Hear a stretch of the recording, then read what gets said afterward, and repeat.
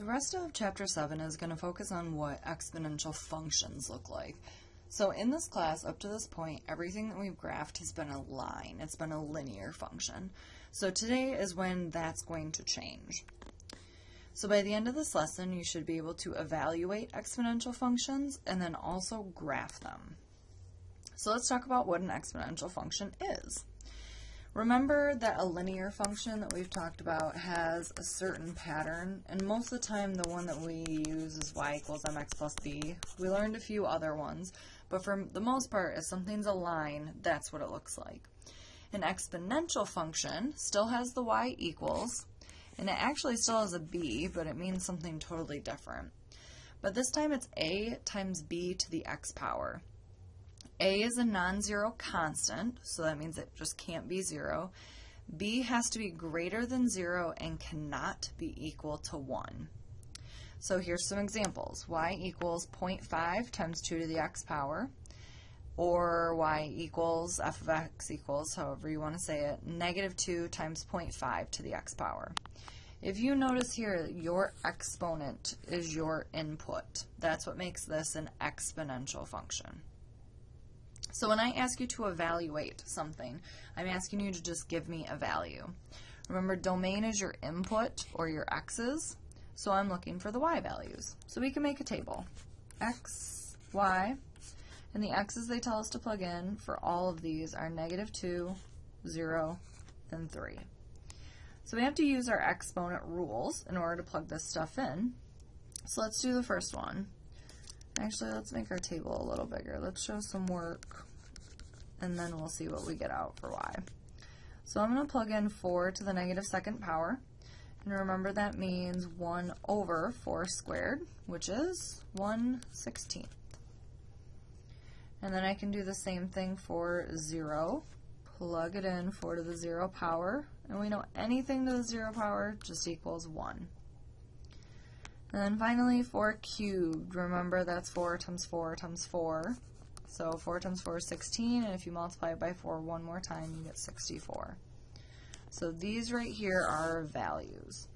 Now remember, if I wanted to, I can use these to graph this function. So negative 2 and 1/16 is going to be a point on here. 0, 1 is going to be a point on here. And 364 is going to be a point on here. Let's try C together. So make a table again. X, we'll show some work, and then we'll get out our y value. Remember, we're going to plug in the same stuff. So let's plug in negative 2 first. I have negative 2 times 3 to the negative second power. Now, I don't have enough room here, so let's do it somewhere else. But remember, we have to follow PEMDAS no matter what section we're in. So PEMDAS says we have to do our exponents first. So I know that my exponent tells me to do this. And then we can simplify these two things right here. Remember, when you're multiplying fractions, you multiply the top, and then you multiply the bottom. And I know 3 squared is 9. So this is negative 2/9. Now I know it's going to be very, very tempting to multiply these two things together and then take it all to the negative second power, but remember, you have to follow the order of operations. So let's plug in 0. That's negative 2 times 3 to the 0 power. Remember, we know this is just 1, so negative 2 times 1 is negative 2. And then we'll plug in 3. So negative 2 times 3 cubed. We can do this up here again, negative 2 times 3 cubed. Remember, don't multiply the bases together. 3 cubed is 27, so we got to do negative 2 times 27, which is negative 54. So that was your first objective, to be able to evaluate them. Your second one is to be able to graph them. So what does this function look like? What's the a value? What's the b value? So if we go back to this right here, remember, a is always our number in front, and b right here is our number with the exponent on it. So if we look here, this is our a value, and this is our b value.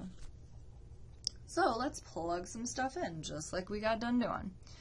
If we plug these things in, for this one we're going to get 4 times 3 to the negative 1, which means 4 over 3 to the first power, or 1.3. If we plug in 0, this one's awesome because this is just 4 times 1, which is 4. If we plug in 1, we just get 4 times 3, which is 12. And then we can keep going.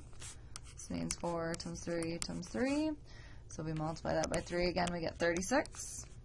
And finally, the last one, we'll have 3 of these 3's, which gives us, what does this give us? 12 times 9, 108. So once we've done this, we can go ahead and plot these points on here. So the first one's at negative 1, and it's at 1.3, so probably right there. 0 is at 1, 2, 3, 4. 1 is at 12, so 5, 6, 7, 8, 9, 10, 11, 12.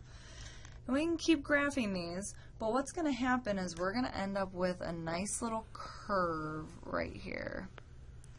And the awesome thing about an exponential function is that it's never going to cross this x-axis. It's going to get really, really close to it, but never cross. So this curve right here is our exponential function. Now I want you to notice something important about this equation right here. This number right here is your y-intercept. So A in this case is always your y-intercept. Your b is what each one of these numbers gets multiplied by every single time. It's how it's growing. So if I wanted to go backwards, I could divide this guy by 3, or I'd have 4 divided by 3 squared, which is the same thing. And 4 over 9ths, or 0.44, would be somewhere right there, and it matches our graph. So you have one to try on your own. Write down any questions you have, and we can go over them in class. Enjoy your night.